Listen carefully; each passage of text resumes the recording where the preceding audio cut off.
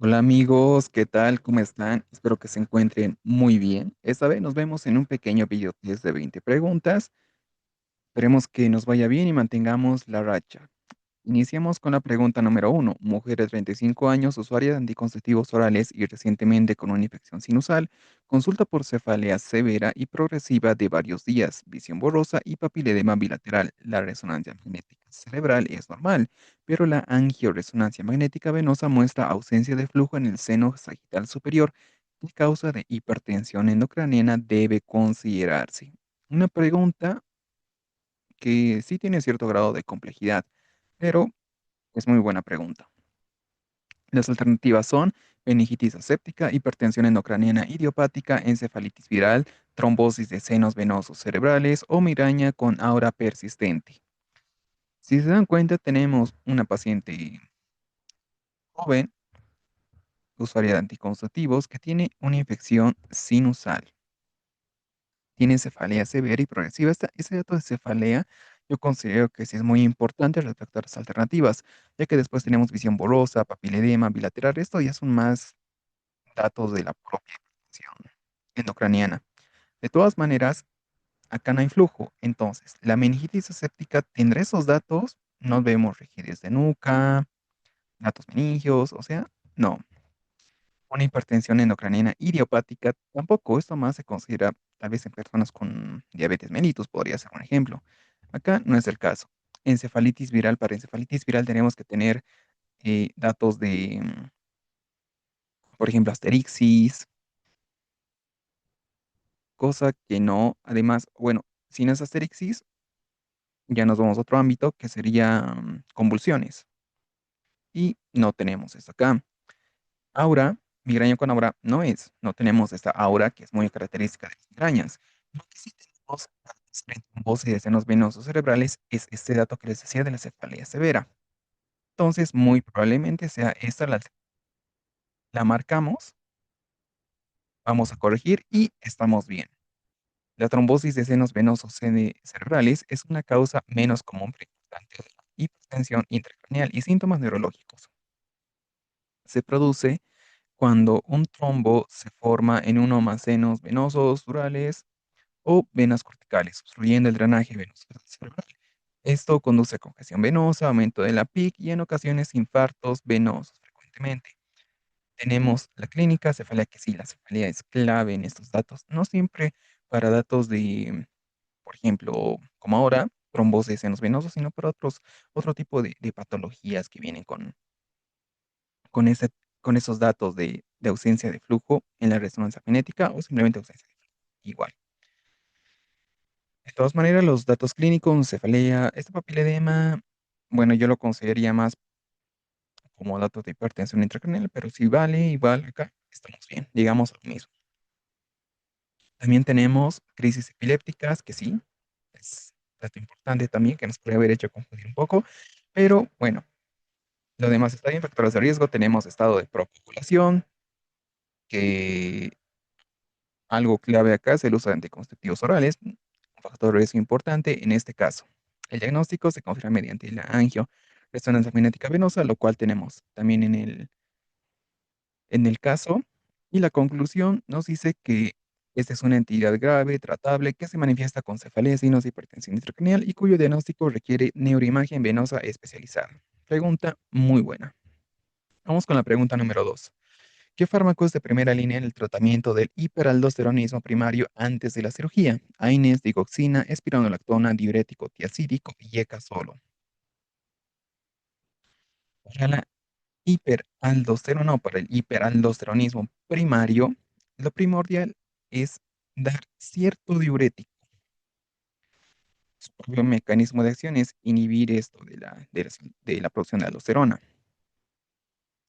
Y este fármaco, si ya dijimos que es un diurético, puede ser o la espironolactona o los diuréticos tiacídicos, ya que los otros no corresponden. El de elección y en su mismo mecanismo de acción, esta es la espironolactona. Entonces la marcamos, corregimos la pregunta y vemos. Espironolactona es un fármaco versátil cuyo su cuyo uso se extiende mucho más allá de su conocido rol de insuficiencia cardíaca. Como antagonista del receptor de mineralocorticoides, su función principal es bloquear la acción de la aldosterona.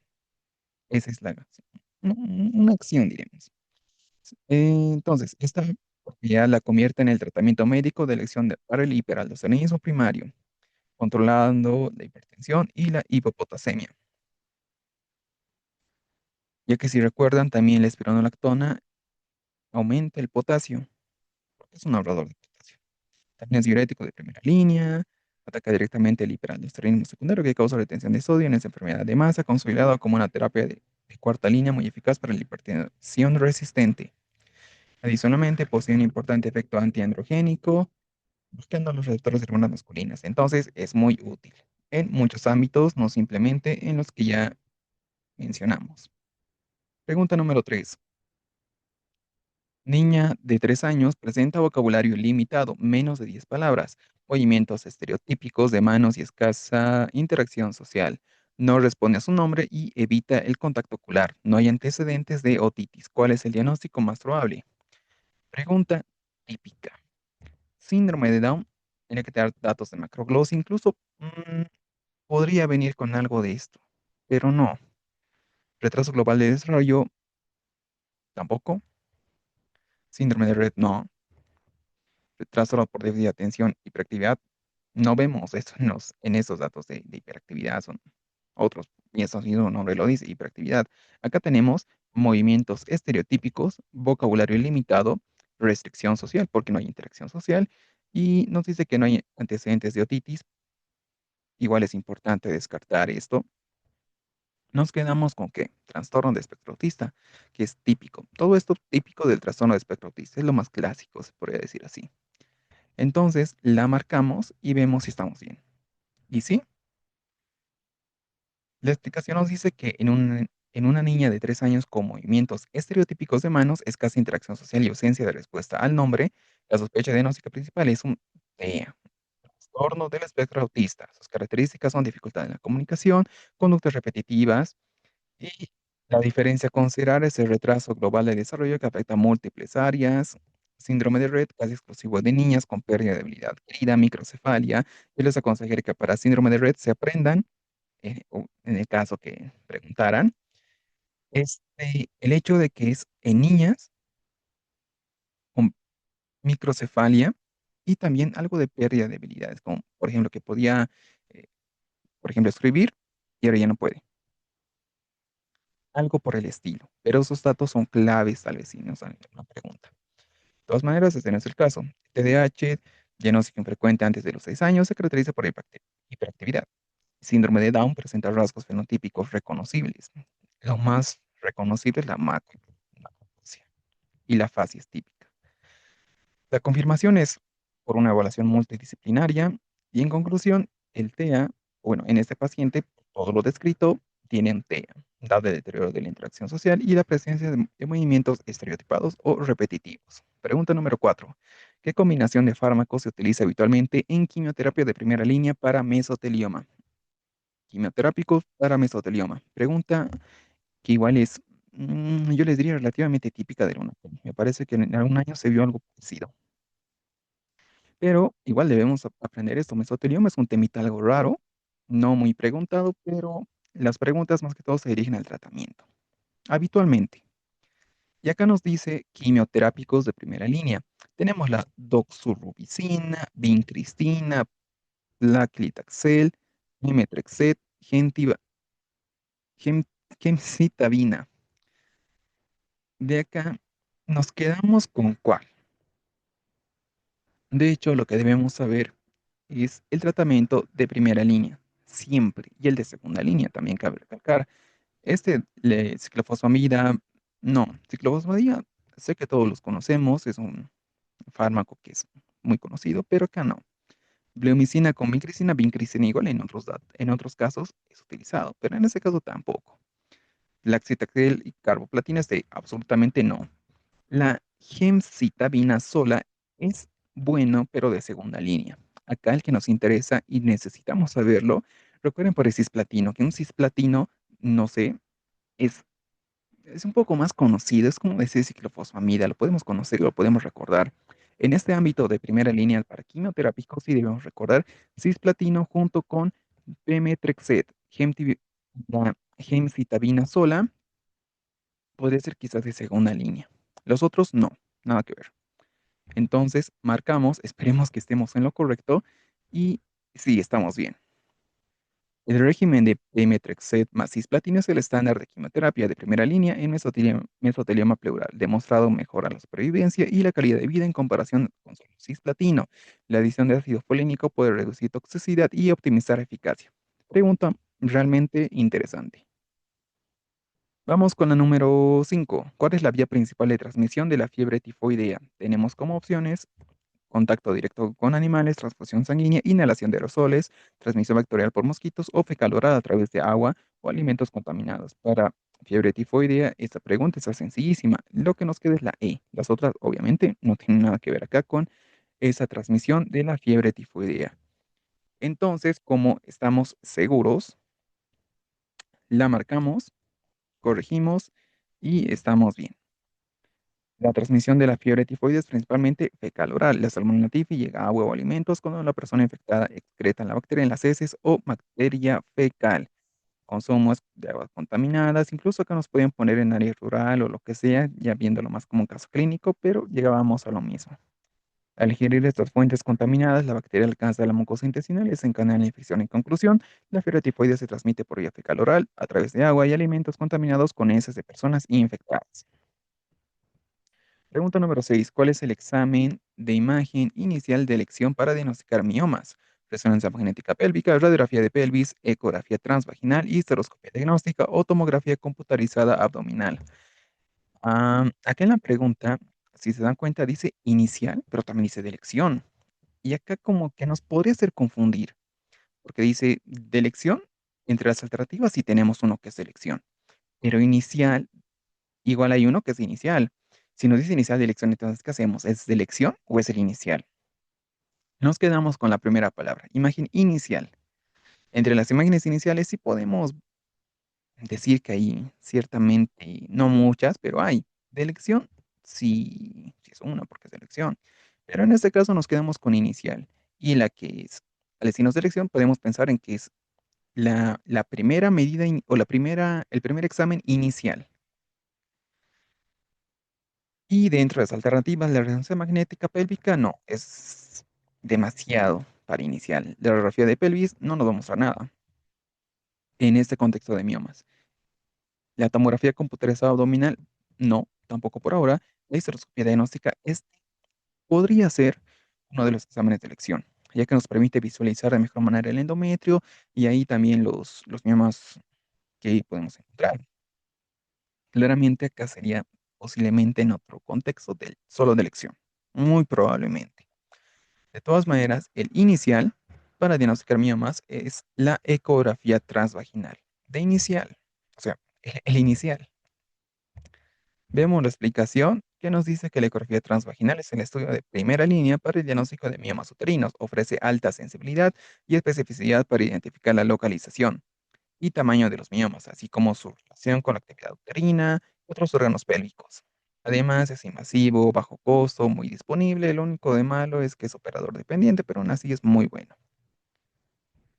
Pregunta número 7. Los linfocitos atípicos observados en mononucleosis son principalmente células NK, linfocitos de CD8 más activados, neutrófilos, linfocitos de productores de anticuerpos o monocitos. Pregunta sencilla, o bueno, es pregunta más de quizás de memoria. La mononucleosis es por el Epstein-Barr, ya lo sabemos todos, y sus linfocitos atípicos, ¿cuáles serán? Al decir linfocitos, ya descartamos la NK, los neutrófilos y los monocitos. Van a ser propios de estos linfocitos.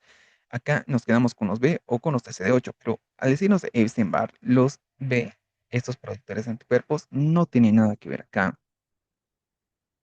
Recuerden siempre que los que están relacionados a estos linfocitos atípicos en la mononucleosis o en el virus de Epstein-Barr son los T, CD8 si quieren ser más exactos, pero acuérdense de la letra T de Epstein-Barr.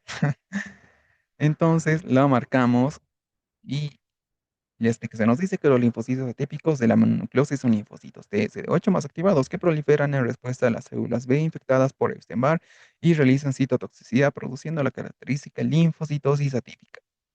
Linfocitos T de Epstein-Barr. Entonces, vamos con la pregunta número 8. Hombre de 60 años con pérdida de peso, ictericia y dolor en el hipocondrio derecho. Ecografía abdominal, masa en cabeza de páncreas. ¿Cuál es el diagnóstico clínico y manejo inicial?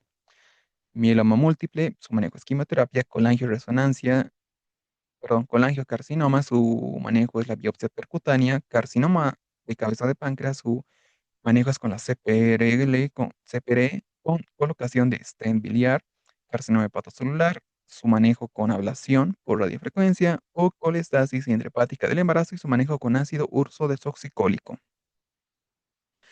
Pregunta fácil. Tenemos adulto mayor con pérdida de peso, hasta que podemos pensar en algo maligno en este contexto, con ictericia y dolor en el hipocondrio derecho. Recuerden que la ictericia es indolora, pero que nos diga dolor en el hipocondrio derecho es un poco raro quizás.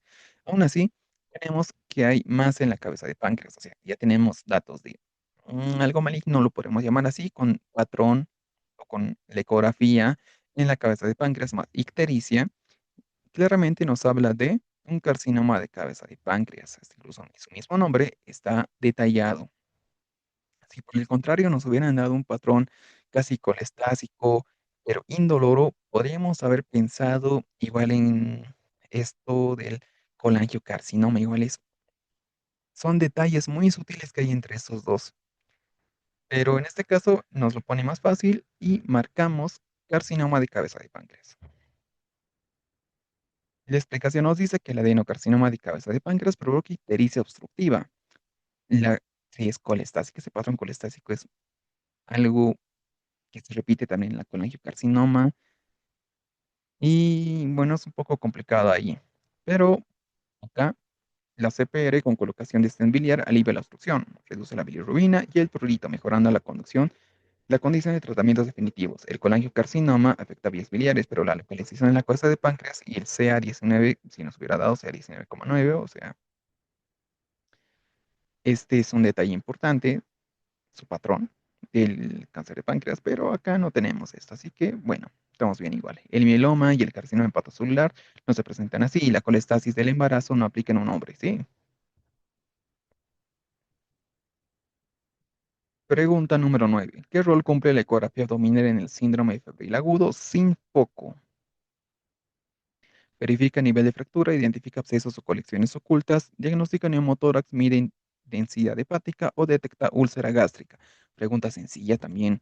Si tenemos o bueno, pensamos en un síndrome febril agudo sin foco, la ecografía nos va a servir en este contexto no para verificar un nivel de fractura, no para neumotórax, no para la densidad hepática, ni para detectar una úlcera, sino identificar abscesos o en este caso más sería mejor decir colecciones ocultas, porque es algo oculto, ya que tenemos algo sin foco. Y este caso de síndromes febriles sin focos, recuerden que es dolor de cabeza realmente, es algo complejo en la práctica diaria. De todas maneras, la explicación nos dice que en pacientes con síndrome o con fiebre de origen incierto o evolución prolongada, la ecografía abdominal cumple un rol clave como herramienta diagnóstica exclusiva para identificar abscesos o colecciones ocultas que podrían ser la causa del paro febril. Este examen permite visualizar con alta sensibilidad alteraciones en hígado, vaso, riñones y otros órganos abdominales, detectando acumulaciones de pus, líquido o masas inflamatorias que pueden pasar desapercibidas en la exploración física. En el contexto de infecciones bacterianas, localizar un absceso es fundamental, ya que su manejo requiere drenaje percutáneo y quirúrgico, además del tratamiento antibiótico. Y para eso nos ayuda de mucho la ecografía. Pregunta número 10. Hombre de 31 años presenta dolor muscular y lumbar 24 horas después de realizar ejercicio intenso, a lo que se agrega malestar general. En sus exámenes destaca creatinina de 5, urina de 9 y potasemia de 5,4 con natremia de 140. El examen que debe pedirse a continuación es, pregunta también muy, pero muy buena. Las alternativas son creatininas, o sea, creatininquinasa, la pueden llamar, proteinura de 24 horas, clarines de creatinina, hemograma o sedimento de orina. tenemos un paciente joven, dolor muscular, que acá yo lo veo clave, oliguria, después de realizar ejercicio, o sea, dolor muscular intenso, o bueno, en este caso, ejercicio intenso asociado a dolor muscular en un contexto, además de falla renal o de lesión renal, ya que la creatinina está elevada. Otra cosa que está elevada es el potasio, está en 5,4, uremia 9 y la natremia está, está bien. Entonces, ¿en qué pensamos acá para pedir el examen? Acá no vamos a pensar en una insuficiencia renal, no vamos a pensar en nada que no sea algo relacionado a ejercicio intenso, dolor muscular, más insuficiencia renal. Acá lo más característico sería esto de una miopatía, podría ser, o rhabdomiólisis. No tenemos datos de estatinas, que es un efecto muy frecuente de ello, pero aún así podremos pensar en esto, en una miopatía o una rhabdomiólisis por todos esos datos. Marcamos y estamos bien. El cuadro clínico de dolor muscular intenso e insuficiencia renal aguda tras ejercicio extenuante es clásico de rhabdomiólisis. En este examen, para confirmar el diagnóstico, la medición clave de creatinina quinasa, CK o CPK en sangre, que estará masivamente elevado por la destrucción muscular. Creatinina sinasa es un error en la transacción para creatinina quinasa. Se lo pueden llamar igual así, no hay mucho problema. O CPK, CK, igual. Así que no es de importancia ese detallito porque llegamos a igual a lo mismo. Pregunta número 11. ¿Cuándo está indicada la biopsia renal en sospecha de NIA? La NIA es esta, ¿qué es esta? Necrosis, me parece. Necrosis intersticial aguda. Creo que es esto. Y nos dice, solo en embarazadas, duda diagnóstica tras estudio no invasivo, función renal muy alterada, tras normalizar electrolitos, nunca, siempre, en todo episodio. Igual esa sencilla. Está indicada no en embarazadas, no solo en embarazadas, tras normalizar electrolitos, no, nunca, sí se lo debe hacer, y siempre en todo episodio tampoco. Es cuando hay duda. Tenemos duda entre hacer o no hacer este estudio, o bueno, entre hacer un estudio no invasivo con función renal muy alterada, sí debemos realizar la biopsia. Entonces, la marcamos. Nefritis intersticial aguda. Necrosis, sí era nefritis. Y tenemos acá que la nefritis intersticial aguda, la biopsia renal, no se realiza de forma rutinaria, sino que se reserva para casos atípicos, aquellos que los pacientes no muestran mejoría tras retirar el agente tóxico y aplica medidas de soporte. Permite confirmar el diagnóstico mediante la visualización del infiltrado inflamatorio intersticial y la tubulitis. ¿Qué más? Es útil excluir diagnósticos diferenciales cuando el cuadro no es claro, así como nos dice la alternativa. En conclusión, la biopsia para la nefritis, no necrosis, nefritis intersticial aguda, se emplea de manera selectiva, principalmente en escenarios atípicos o resistentes al tratamiento inicial. Pregunta número 12. ¿Qué riesgo neonatal está asociado a fetos macrosómicos? Síndrome de aspiración meconial, anemia hemolítica, defectos del tipo neural, enterocolitis necrotizante o lesiones del plexo braquial. Pregunta que, muy buena, puede haber esto igual en el UNACOM. Nos dice riesgos de fetos macrosómicos. Síndrome de aspiración meconial es en fetos post-término. Así que no, anemia hemolítica no tenemos nada para que sea. Por ejemplo, defectos del tubo neural, esto es por el ácido fólico, relativamente, pero no tenemos acá nada de esa enterocolitis necrotizante, prematuros podría ser, lesiones del plexo braquial, sí. Acá, en macrosómicos, más que todo sería esto de la hipoglucemia. Lesiones de plexo braquial es, yo lo vería más como algo secundario o algo asociado, aquí está la palabra, asociado, pero no tanto como pensar en una hipoglucemia. Aún así, incluso por descarte, Llegamos a lo mismo. Vemos y nos dice que sí, estamos en lo correcto. Los neonatos macrosómicos tienen mayor riesgo de lesiones de plexo braquial debido a la tracción excesiva durante la salida de los hombros en el parto. Estas lesiones pueden ocasionar parálisis parcial o total de los brazos, requieren rehabilitación y seguimiento ortopédico. La detección prenatal de macrosomía ayuda a planificar la vía de parto para minimizar este riesgo. Pregunta número 13. ¿Cuál es la conducta ante pielonefritis en un paciente con alergia a beta-lactámicos? Tenemos ceftriaxona intravenoso, nitrofurantoína oral, amoxicilina oral, levofloxacina intravenoso o quinta intramuscular sola. Para pielo en un paciente con alergia a los beta-lactámicos, no usamos amoxi, no usamos cefria. Nitro no sirve en una pielo. Nos quedamos con levo o con genta. Debemos usar levo, sí o sí. La genta no es tan recomendada si está sola. Entonces marcamos levo y estamos bien. La explicación nos dice, en caso de alergia a beta-lactámicos, el levo es indicado para pielo que cubre eficazmente E. coli y Klebsiella. La genta puede usarse en combinación, pero no como monoterapia única. Muy cierto. Vamos con la pregunta 14. ¿Cuál es la diferencia principal entre trastorno bipolar tipo 1 y tipo 2? El tipo 1 es solo depresión, el tipo 2 es manía. El tipo 1 incluye al menos un episodio maníaco, el tipo 2 requiere episodios hipomaníacos sin manía completa. El tipo 1 inicia en infancia, el tipo 2 en adulto mayor. Tipo 1 tiene respuesta antipsicóticos, el tipo 2 no. No hay diferencias, son el mismo diagnóstico. Pregunta muy bonita de psiquiatría. Acá debemos recordar una cosa. Ah, El princip- la, princi- la diferencia principal entre el tipo 1 y tipo 2 se basa en una de esas alternativas y es todo lo contrario a la alternativa A, ya que en la tipo 1 tenemos manía y en la tipo 2 tenemos depresión. Esa es la clave comparatoria. Yo lo llamaría más fácil de recordar. Aún así, la C, la D y la E no tienen nada que ver. La que sí es muy, pero muy clara es la B. El tipo 1 incluye al menos un episodio maníaco y el tipo 2 requiere episodios hipomaníacos sin manía completa. Eso es muy cierto. Incluso está relacionado con datos de depresión.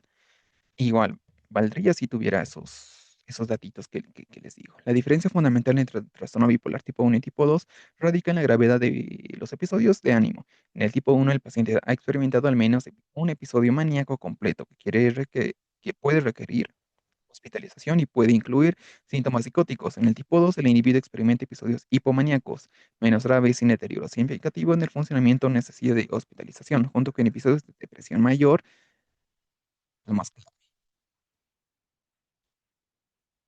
Es una pregunta muy interesante. Pregunta número 15. ¿Qué criterio diferencia un atracón normal de uno patológico en un trastorno por atracón? Consumo de más de 1000 calorías en una hora, realizar atracón en público, duración limitada y sensación de saciedad en comer normal, solo ingesta de vegetales, uso de purgantes tras atracón normal. Mm, diferencia de un atracón normal y uno patológico.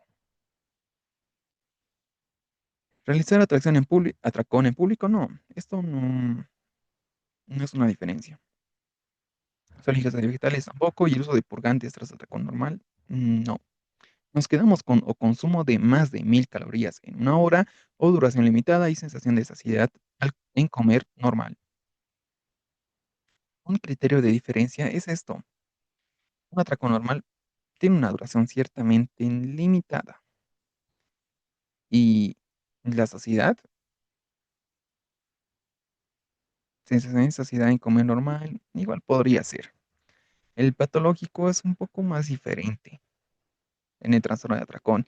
Y este consumo de más de 1000 calorías en una hora igual podría ser, mm, creo que es mayor a 2 horas, ya es patológico, algo por el estilo era. Nos vamos a quedar con la C. Entonces, marcamos esta, también podría ser la A, esperamos que no, y estamos bien. Continuamos con la racha. Y esperemos a que cargue la explicación. Pero igual, esta pregunta yo lo veo compleja, la verdad. Pareciera fácil, criterio de diferencia de un atracón normal de uno patológico bueno, en el trastorno por atracón, pareciera fácil, pero al ver la alternativa A, surgen dudas. Consumo de más de 1000 calorías en una hora, sí. Pero bueno, estamos bien. En el trastorno por atracón, el episodio patológico implica comer una cantidad de alimentos significativamente mayor de lo que lo haría una persona normal en un periodo similar. Por ejemplo, acá tenemos más de 1000 calorías en menos de 2 horas y con sensación de pérdida de control. Acá tenemos que la duración y también la pérdida de control. Un episodio normal de ingesta no excede los límites calóricos ni induce malestar. Aquí está la diferencia clave para esta pregunta. Muy, muy, muy compleja, la verdad, y es medio enredadiza esa pregunta. Tenemos la número 16. Mujer de 35 años con embarazo de 7 semanas presenta sangrado vaginal ligero y la beta-HCG sérica iniciales de 200. Las alternativas son la A, repetir la beta-HCG en 48 horas, la B, esperar una semana y repetir ecografía, la C, descartar embarazo tópico por la paroscopía, la D, solicitar ecografía transvaginal inmediata o la E, administrar metrotextal.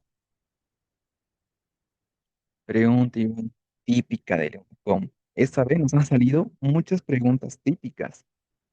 En fin, tenemos embarazo de 7 semanas y presenta sangrado ligero, pero la BTH glicérica es de 200. Acá no pasa el umbral, que aproximadamente es entre 1500 a 2000. ¿Qué hacemos si no pasa este umbral? Acá yo lo vería como si esa fuera la pregunta. Medrotexato, no. Esto podríamos utilizar en un embarazo tópico no complicado. Ecografía transvaginal inmediata, tampoco. Se podría hacer después, no ahora. Descartar embarazo ectópico por la paroscopía es demasiado, muy invasivo. Esperar una semana, no. Esperar un momento no es lo correcto. Repetir, sí, si es que sube, se queda ahí y así proseguir con las otras medidas. Entonces acá vemos la explicación y nos dice que el manejo del embarazo temprano de ubicación incierta, la cinética de la hormona beta-HCG es fundamental, especialmente si su nivel está por debajo de la zona discriminatoria, que es entre 1500 y 2000. Recuerden, esa zona es muy importante. Los valores de esa zona son demasiado importantes. La conducta a seguir depende. Si hay un incremento de al menos 66%, sugiere un embarazo intrauterino viable. Si hay incremento menor al 50% o un descenso de los valores en los niveles, orienta hacia un embarazo no viable y hacia un aborto inminente o un embarazo ectópico. Realizar intervenciones como administrar metrotexato o proceder a la paroscopía sin confirmación sería muy prematuro. De ecografía es reserva para cuando la BTHCG supera la zona discriminatoria, momento en el cual se espera poder localizar el embarazo. Yo les aconsejo memorizar esa pregunta porque es típica de una coma. Pregunta 17. ¿Qué intervención ayudante puede mejorar la función tubárica en la otitis media, en la OME crónica? Mm, la externa. Antiácidos, anticoagulantes, anti-autoinflamación nasal con Valsalva, antihipertensivos, broncodilatadores. Ya. Am, Acá lo que podemos hacer, lo más lógico, sería autoinflación nasal con Valsalva.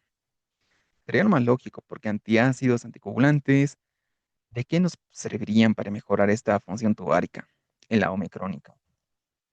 Antihipertensivos, broncodilatadores, no tienen efecto. Una autoinflación nasal con Valsalva sí sería lo más adecuado. Ojo que es intervención adyuvante. Entonces la marcamos y aquí está.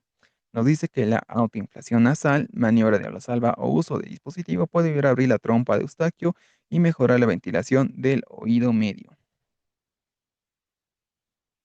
Bueno, pregunta si tenía cierto grado de complejidad, pero en las alternativas no tanto.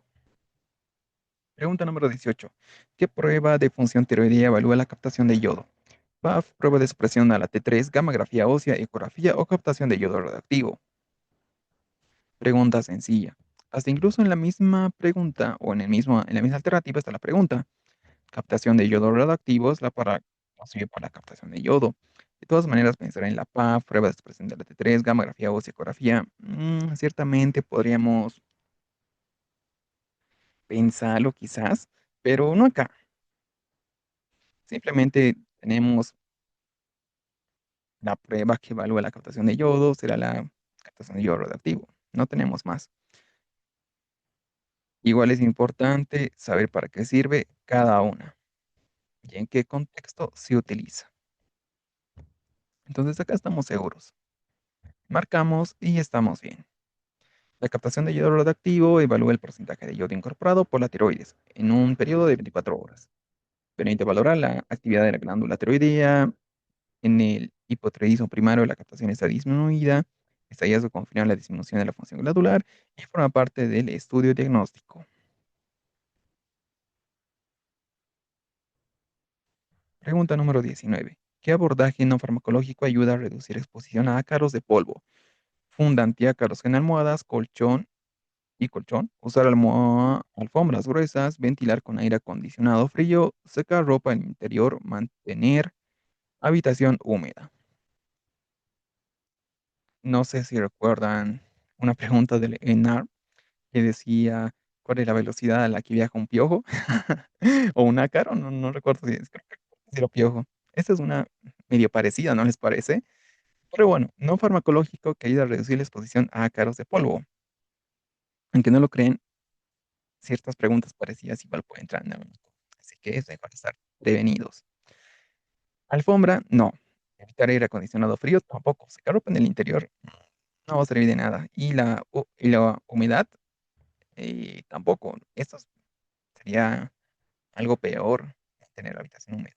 Lo que sí nos podría servir es funda antiácaros en almohadas y colchón. Igual que le dé el sol directamente, igual nos sirve. Entonces, marcamos, corregimos la pregunta. Bien, la explicación nos dice que las fundas antiácaros y la eliminación de alfombras disminuyen la carga alérgena y mejoran síntomas de rinitis en asmas y asma alérgicos. ¿Estamos bien? Pregunta número 20. ¿Cómo se maneja la bacteriuria sintomática en mujeres no embarazadas? Con fenazopiridina, hidratación y reposo, diuréticos de asa, iniciar antibióticos 7 días o no tratar. Vean que acá tenemos la clave. Nos dicen mujeres no embarazadas. Y si es una mujer no embarazada con bacteriuria sintomática, no debemos tratar. Matamos. Y si en mujeres no embarazadas y sin factores de riesgo, ojo, sin factores de riesgo, la bacteriuria sintomática no debe tratarse con antibióticos, ya que múltiples estudios han demostrado que su tratamiento no reduce la incidencia de intervenciones urinarias o de infecciones urinarias sintomáticas, ni mejora el pronóstico, pero sí aumenta el riesgo de resistencia bacteriana y efectos adversos asociados a los fármacos. La conducta recomendada es la observación, manteniendo una adecuada hidratación y medidas generales de higiene. Solo se indica en situaciones específicas como tratamiento en situaciones específicas como embarazo, procedimientos urológicos con riesgo de sangrado mucosos o en receptores de trasplante renal reciente, debido a la mayor probabilidad de complicaciones graves. Preguntas. Esta vez nos tocaron preguntas muy buenas, muy pero muy buenas. En fin, espero que sigan estudiando y nos vemos en otro pequeño video test.